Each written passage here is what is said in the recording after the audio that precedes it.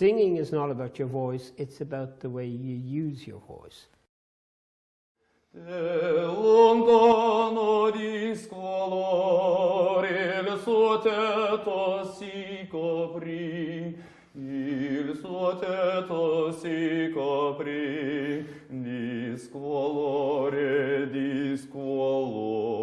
mas il fin di trovare extensively throughout the United States, to many states, and I've never ever found anybody with the approach of my school, because we're solely about the story, we're solely about the words. It's never about the voice as a thing in itself. So that makes us stand apart. And I could be talking about throughout Europe and certainly the UK. So we've got something very special here.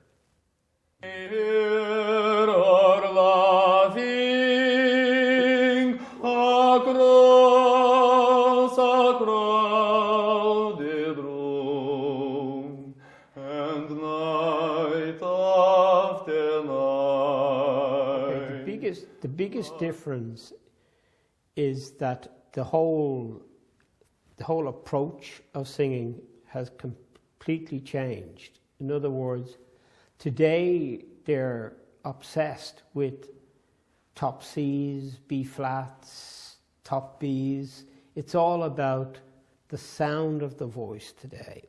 So that, by and large, that covers the singers that are out there today in the classical field.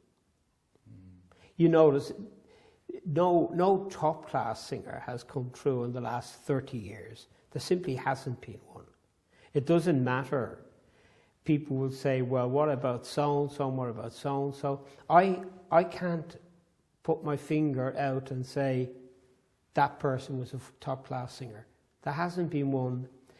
As tenors, there hasn't been a tenor since Björling. And sopranos, it could be Zinka Milanov, it could be Ichi Albanese. Baritones, it could be Warren, it could be Merrill.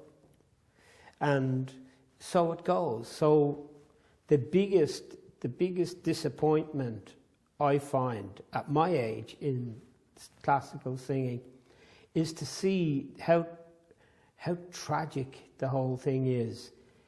And it's not because the voices aren't there. The voices are every bit as good today as they were 30 or 40 or 50 years ago. It's the way they're going about using their voice that's making the difference. So they're obsessed by their voice, the sound of their voice. The average person paying in to an opera house or a theatre is not interested in the person's voice. They're interested in how they're using their voice. Are they talking to them? Do they really look and seem like that they're enjoying what they're doing and that they're doing it for the public? And alas, that's what's missing today.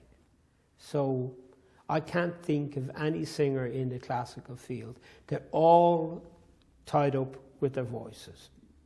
It doesn't. You could go to the Met, you can go to Covent Garden, you can go to Milan, all over the leading opera houses. They all are still stuck with the same disease, voice-itis. Everything's about the voice in the wrong way. Of course the voice is important, only from the point of view, singing is not about your voice, it's about the way you use your voice. That's a very important thing for singers, whether they're students or professional singers. They should look at that.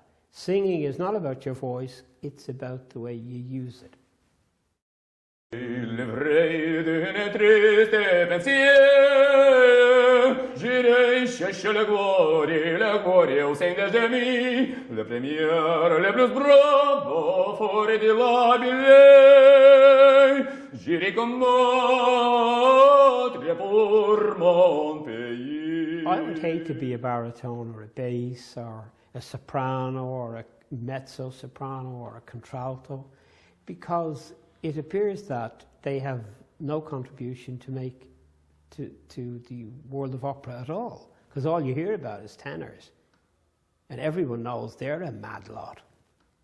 Everybody knows that. So I'm for 3 sopranos, 3 baritones, 3 basses, 3 contraltos, and lock the tenors away. We could do without them anyway. When you hear them today, the sounds they make, they sound like they're being attacked.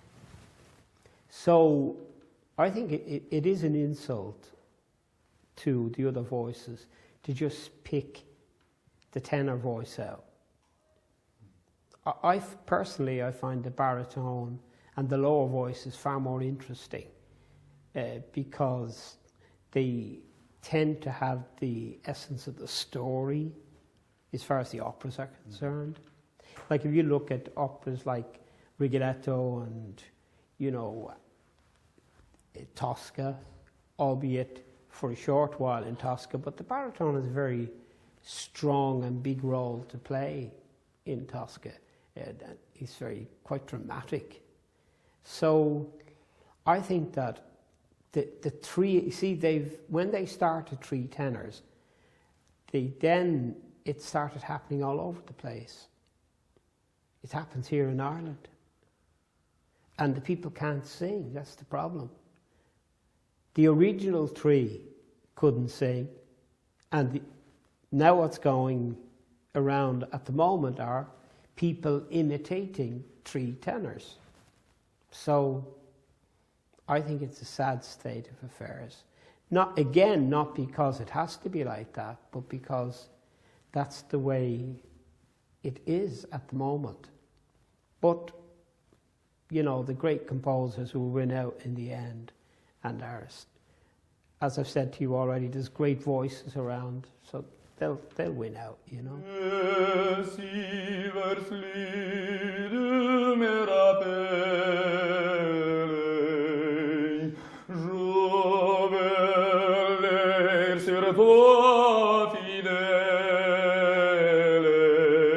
No, the principle is the same.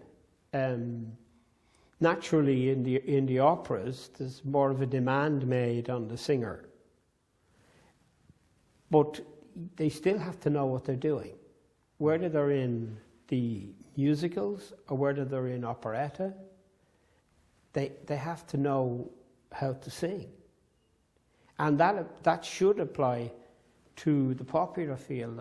I think if it did, the young people coming through would have a better appreciation of singing in the way that it could be, you know.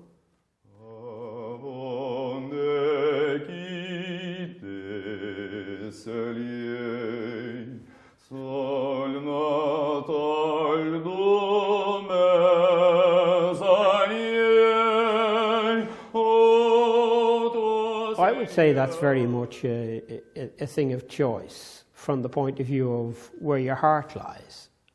If it's in the opera, and like mine was from the very beginning as a child, naturally I was that way inclined towards the classical field. Like my era was the Beatles in the popular field. They were only starting when I was in my early 20s. And that's what was all the rage then. But I don't see that you shouldn't or can't come from the popular field, from the musicals or the operetta, into grand opera, or vice versa. I don't see why that shouldn't happen. You still have to know how to sing properly. You still need to be able to sustain, whether it's an opera or a musical, you still have to sustain the role. But it gets back to the standard of singing today. That's really what it gets back to. Margarite,